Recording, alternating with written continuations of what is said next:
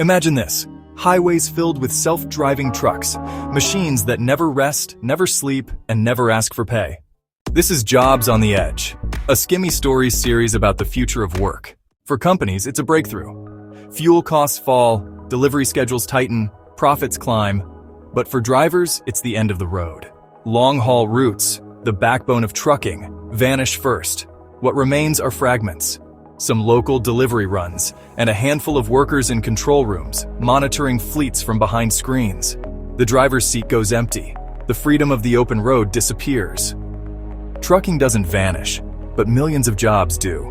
The role changes from hauling freight to watching algorithms. The future of trucking won't be about who can drive the longest. It will be about who can adapt when the machine takes the wheel. That's today's Skimmy story. Jobs on the Edge. We skimmy information. Your noise filter. Subscribe here on YouTube, follow us for more on Instagram, and listen on Spotify or Apple Podcasts.